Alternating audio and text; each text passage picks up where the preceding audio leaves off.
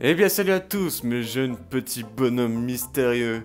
Je ne savais pas quoi dire. Voilà, c'est pas mal au final, franchement j'aime bien. Alors aujourd'hui on se retrouve sur une vidéo où on va parler des choses mystérieuses dans le monde que la science n'a pas su expliquer et qui a laissé place à des débats en tout genre et des suggestions en tout genre. Des choses dont on ne connaît pas le pourquoi.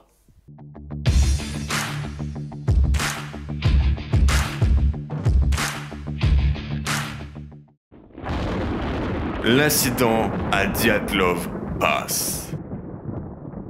Dans la première nuit du mois de février en 1959, des randonneurs à ski sont morts mystérieusement dans des montagnes en Russie. Cette nuit-là, notre petit groupe de randonneurs avait préparé un campement avec une tente, un petit feu de camp, de quoi se préparer à manger et passer une bonne nuit de sommeil.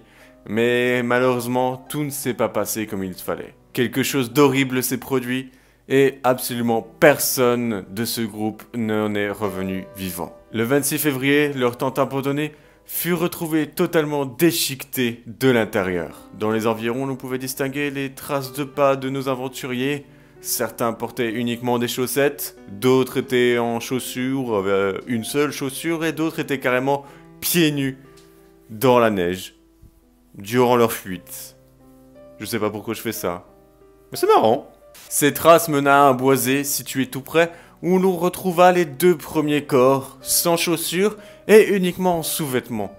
La première supposition que l'on fera de ces deux personnes, c'est la mort par hypothermie. Toutefois, après avoir examiné les 9 corps, les 7 autres ayant été retrouvés durant les mois suivants, la théorie de l'hypothermie ne tenait plus. En fait, rien n'avait de sens. L'un des corps avait très clairement reçu un coup brutal, un autre avait été brûlé au 3e degré, encore un autre avait vomi du sang, l'un des cadavres avait également perdu sa langue, elle avait été coupée, et en plus de ça, si ça ne suffisait pas, les vêtements étaient devenus radioactifs. Des théories ont alors été formulées, une intervention du KGB, je ne vois pas ce que le KGB a à faire là-dedans, ce sont juste des gens qui sont allés camper tranquillement sur des montagnes en Russie, mais apparemment le KGB n'aime pas ça, d'après certaines théories.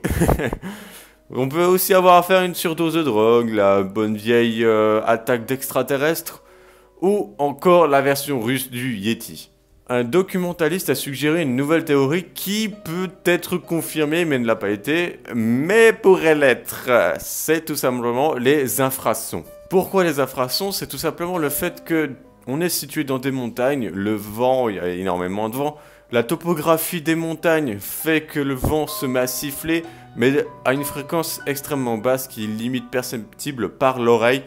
Et cet effet provoque des nausées, de la panique, un sentiment de terreur, une grande nervosité, des frissons, des difficultés respiratoires et un rythme cardiaque plus rapide. Un consensus apparaît dans tout ceci. Les tristes événements furent la conséquence d'une force écrasante et possiblement inhumaine. Le bateau fantôme Marie Céleste. Le 4 décembre 1872. Ça fait un bon moment quand même, ça fait 200 ans, un peu moins de 200 ans, on est plus sur du 150 ans, ça fait quand même longtemps. Un navire aux couleurs de l'Angleterre et des États-Unis, nommé le Marie Céleste, fut retrouvé à la dérive dans l'Atlantique. Plus d'un seul membre de l'équipage à bord. Pourtant, tout était fonctionnel sur le bateau, sauf juste un canot de sauvetage disparu. Donc on suppose que l'équipage a pris le canot de sauvetage afin de fuir un bateau en parfait état. En novembre 1872, le Marie Céleste quittait le port de New York en direction de Genèse en Italie. À bord se trouvait le capitaine Benjamin Briggs, ainsi que 7 membres d'équipage, incluant sa femme et sa fillette de 2 ans. Le navire transportait assez de vivres pour tenir 6 mois en mer et transportait même une machine à coudre puis un piano droit. De quoi s'occuper pendant 6 mois, aucun problème. T'as mal au doigt à force de jouer du piano, t'as mal peut-être que tu vas te coudre la main en même temps. Bon, voilà, c'était précisé, je me suis dit bon, je vais peut-être le préciser dans la vidéo aussi, même si je trouve pas ça très utile. Voilà, il y avait un piano droit et une machine à coudre, vous en faites ce que vous voulez. Les analystes s'entendent pour dire que pour l'abandon d'un navire en parfait état, il faut vraiment un événement dramatique. Et je pense que ça me paraît logique. Toutefois, le dernier communiqué provenant du Marie Céleste pour la terre ferme était que le navire était en parfait état, tout se passait bien, il n'y avait aucun souci, tout le monde s'amusait, tout le monde chantait, tout le monde jouait du piano droit et tout le monde faisait de la machine à coudre. aucun problème à l'horizon. Au cours des années suivantes, bien entendu, les théories sont apparues. On les aime bien ces théories, elles viennent de partout, il y en a partout. Il y en a même sur des séries à la télé, des théories de partout. Pourquoi toujours des théories? Laissez la chose vivre et puis voilà, faut casser pas le cul à faire des théories pour qu'au final vous soyez en mode « Ah bah j'avais tort ». Les théories ont apparu, une mutinerie, une attaque de pirates, une attaque de pieuvres géantes ou un autre monstre venant des fonds marins.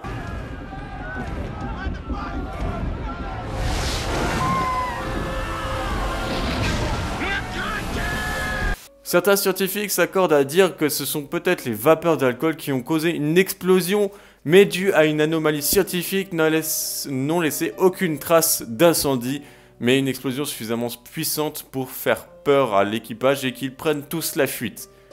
Ok, on peut considérer que c'est ça, mais pourquoi l'équipage n'a jamais été retrouvé?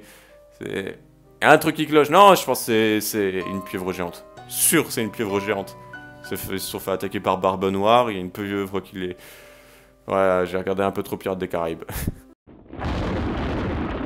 Des statues vivantes. Entre 1917 et 1928, un demi-million de personnes souffraient d'une maladie médicale assez épouvantable. Les victimes, bien vivantes et conscientes, se retrouvaient malgré elles, gelées, pétrifiées, leur corps statique, mais leur esprit était emprisonné. L'encéphalite léthargique, ou également appelée la maladie du sommeil, est apparue en Europe et s'est rapidement répandue sur le globe, touchant principalement l'Amérique du Nord et l'Europe et est arrivée en Inde en 1919. Le tiers des personnes ont succombé. Autant vous dire que le coronavirus à côté de ça, voilà, c'est de la merde. On devrait plutôt s'inquiéter de cette maladie-là plutôt que le corona. Bon, ok, le corona c'est quand même dangereux, je vous l'accorde, mais c'est une grippe au final. Je vais m'atterrir des foudres en disant ça. Près de la moitié des survivants ont éventuellement été incapables d'interagir avec leur famille ou ne serait-ce qu'une seule personne dans le monde entier. Ils sont figés, ce sont des pierres. Ils sont parfois capables d'émettre des élocutions, des petits bruits de bouche, de bouger les yeux ou un petit rire un peu cynique. Ils s'apparentent très clairement à des statues vivantes, parfois bloquées pendant des jours, des semaines, voire des années. La raison de cet état est bien entendu inconnue, mais des théories scientifiques pointeraient principalement du doigt une inflammation des cervicales provoquée par une souche rare de streptocoque. C'est une bactérie qui provoque régulièrement des mal de gorge principalement. La meilleure suggestion affirme que la bactérie est mutée, poussant le système immunitaire à se retourner contre le cerveau, rendant la victime impuissante. Rien de tout cela n'explique pourquoi la maladie a disparu de manière subite et réapparaît sporadiquement, notamment en Europe dans les années 50 et également, et plus récemment, en Chine lorsqu'une fillette de 12 ans a été touchée par cette maladie et a été hospitalisée pendant 5 semaines. Est-ce que ces occurrences doivent être considérées comme étant normales? Ou est-ce que ça signifie que la léthargie, c'est quoi le nom déjà? L'encéphalite léthargique pourrait se répandre à nouveau. En 2004, l'analyse de 20 patients affiche des résultats beaucoup trop similaires à cette maladie, ce qui indique que le mal dont ils souffrent est toujours présent. Le problème, c'est que nous ne savons pas d'où cette maladie vient exactement, ce sont juste des théories. Et c'est malheureusement en 2004, ça fait pas longtemps et ça veut dire qu'elle peut réapparaître à tout moment. Et peut-être que le coronavirus est en fait juste le prémisse de cette maladie, plus tard qui va muter, puis on va se retrouver tous figés comme des statues. Ça fait peur.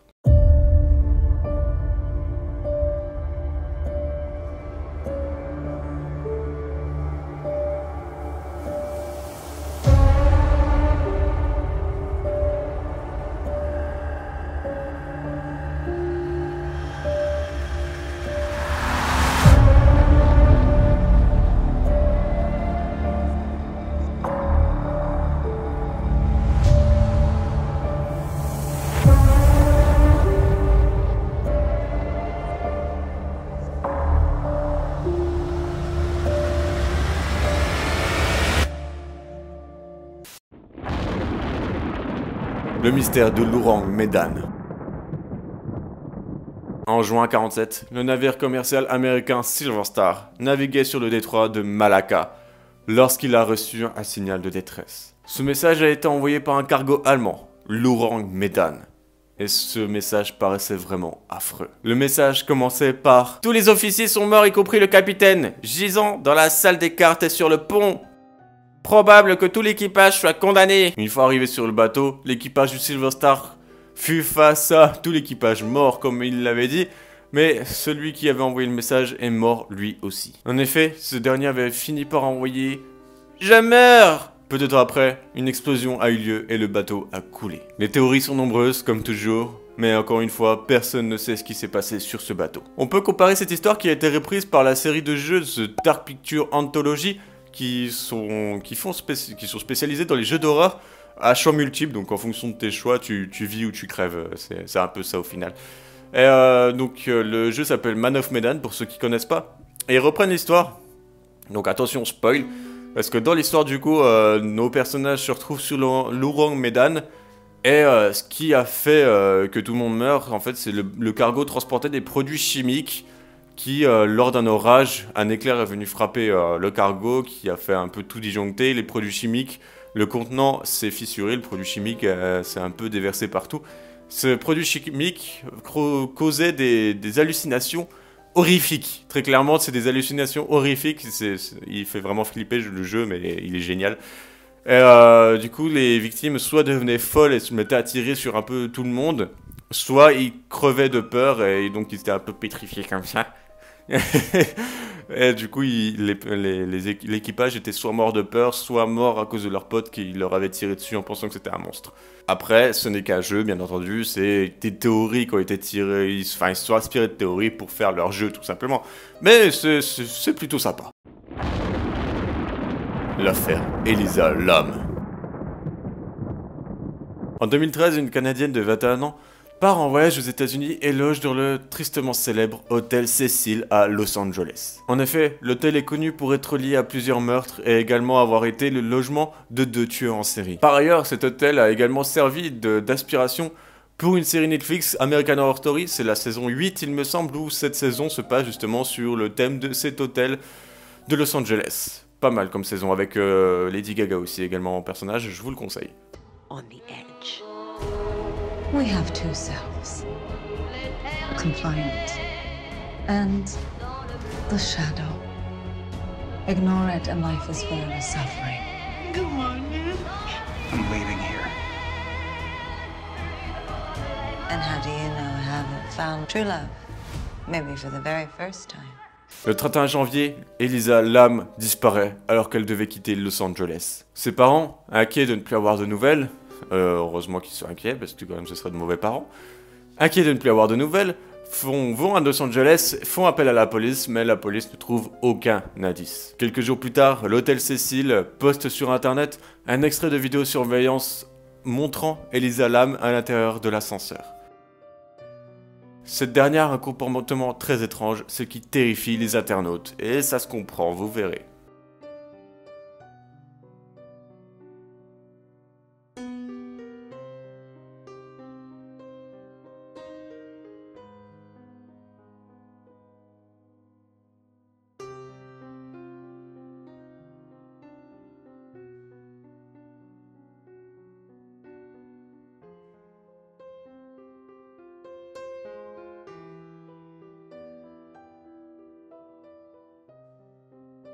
Plus tard, quelques jours plus tard, les clients de l'hôtel se plaignent du faible débit de l'eau dans leur chambre et également de la drôle de couleur et du drôle de goût que peut avoir cette eau. Le service de maintenance monte alors sur le toit de l'hôtel alors que les portes sont sécurisées, il faut des clés spécifiques, il y a des caméras et des alarmes.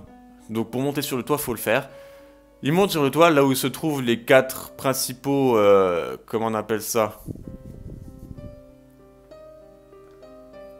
C'est donc sur le toit que se trouvent les 4 principaux réservoirs d'eau potable de l'hôtel, et en inspectant l'un des réservoirs, le réparateur tombe sur le corps de Elisa Lam. La jeune fille est nue, et les vêtements flottent à côté de son cadavre. L'autopsie a révélé aucune trace de violence, et la police a donc conclu cette enquête sur une noyade.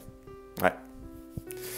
On sait tous que ça ne peut pas être une noyade, je vois mal quelqu'un monter sur le toit d'un hôtel en esquivant les systèmes de sécurité, en ouvrant des portes renforcées et se plonger dans un réservoir d'eau qui est fermé également à clé pour se noyer. T'as mort quand même beaucoup plus simple et également moins violente parce que se noyer c'est pas génial non plus. On est d'accord qu'il y a quelque chose cloche. Et bien voilà, c'est la fin de cette vidéo, j'espère qu'elle vous aura plu. Donc à la base, je voulais pas du tout faire un truc un peu horreur, et puis finalement en faisant mes recherches d'histoires mystérieuses qui n'ont pas été vraiment conclues, bah c'est que des trucs un peu horrifiques, donc, donc ça part sur un petit thread d'horreur au final. Bon, finalement, ça m'a bien plu, j'ai bien aimé ces histoires. En plus, j'ai bien aimé le rapport avec l'affaire Elisa Lam de Netflix, parce que j'aime bien American Horror Story. Et j'ai bien aimé également l'histoire de Laurent Medan, parce que j'aime bien Man of Medan, le jeu. Donc ça va, c'était plutôt sympa. Sur ce, on va faire... Hop. Allez, cette fois, on va chercher le pouce bleu en haut. On va... Tu sais quoi, on va le tège sur... Voilà, le tatouage de barbe blanche de Ace. Et on va chercher... le bouton s'abonner, on va le tèche là-bas. Je sais pas où il va se coller, on verra bien ça au montage. Et donc, je vous invite à laisser un petit pouce bleu si vous avez aimé et à vous abonner si c'est toujours pas fait. Sur ce, je vous dis portez-vous bien et bisous sur vos petites miches bien moelleuses.